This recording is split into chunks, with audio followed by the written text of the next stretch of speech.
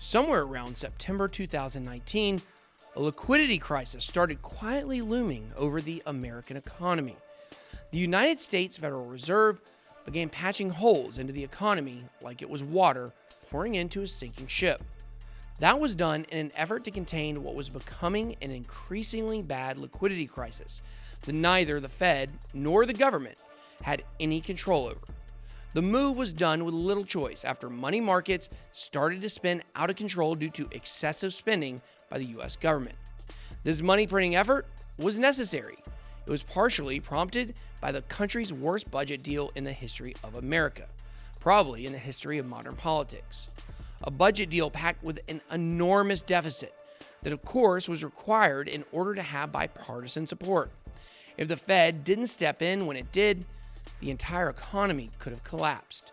And gosh darn it, the current global situation struck right in the nick of time for the money printing party to get started. That should leave you feeling shook. This is the beginning of a series looking into the Great Reset. Some of it might seem a bit far-fetched, but I put on my sports coat to go undercover to investigate. Is Bank Boy. Let's get it. BitSwap is the hottest new way to trade tokens. Crawling all the top decentralized exchanges, BitSwap gets you the very best price and value for your trades. BitSwap is changing the game. Try it now at bitswapdex.io. Welcome to Bank Boy Crypto. My name is Ben. Usually every day I show you how to make money in cryptocurrency. If you like money, then make sure to hit that subscribe button. If you want even more crypto info, you can follow us on Instagram at bitboy_crypto. But today we're talking banks. In this video, we will talk about the liquidity crisis that happened in 2019 and why the Federal Reserve needed to print a tidal wave of cash in order to ameliorate the situation. Fractions, they are not fun. Whether that is in the third grade in your math class, or if you're privileged enough to be one of the 2 billion people included in first world retail banking. Fractions will wreck your life and your wallet, at least if you don't learn from the mistakes and stories from others. Now, what do fractions have to do with banking, though? Let's talk about something called the fractional reserve banking system. Let's pretend the year is 2018 and none of us are wearing masks. It's not a global pandemic. The sun is out, and you just got a paycheck. You take the paycheck to a local branch of your retail bank. You deposit your money into the account with me, the teller. Then boom, magic happens. The money appears in your account. However, I think you and I both know that the money you deposit doesn't just get stored somewhere as cash in Mr. Joe Schmo's bank account. Only a fraction of the bank's money that it receives through deposits has been historically required to be backed by cash at the bank itself. Otherwise, the money is lent out and it frees up some capital. Just when you thought you had to worry about custody issues with crypto, the banks have been running the biggest racket on the block for years, and it keeps getting worse. Before the year 2020, banks were required by law to only hold a minimum of 10%, so they can pay up in case of an emergency. This 10% is the fractional reserve, and where the name fractional reserve banking takes its name from.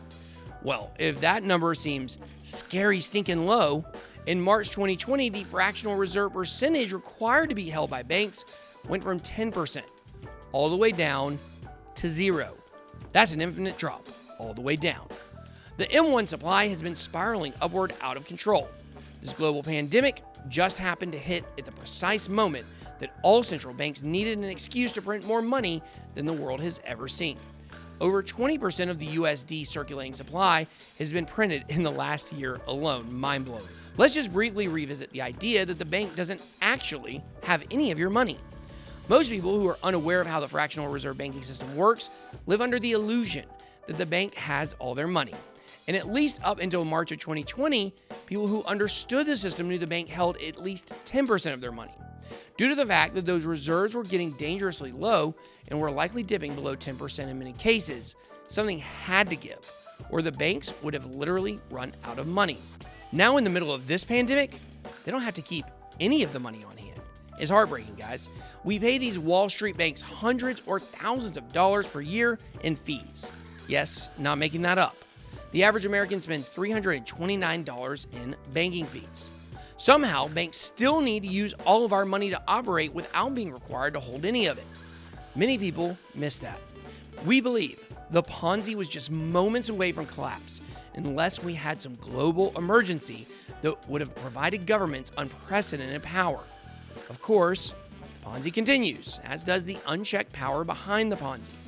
That's probably what drove Andreas Antonopoulos into arguing in this video that money is a system of control.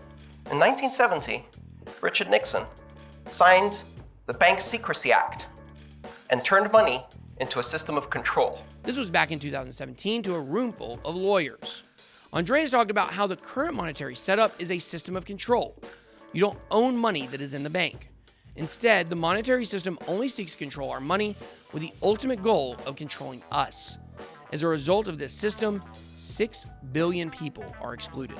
While we are putting in our money for the banks just to take it out, we should consider ourselves lucky when 6 billion people still don't have access to something many of you might take for granted.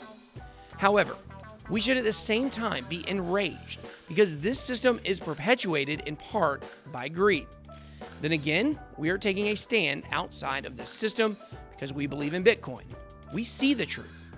As Andreas argues, BTC is beyond the system of control. It is a network.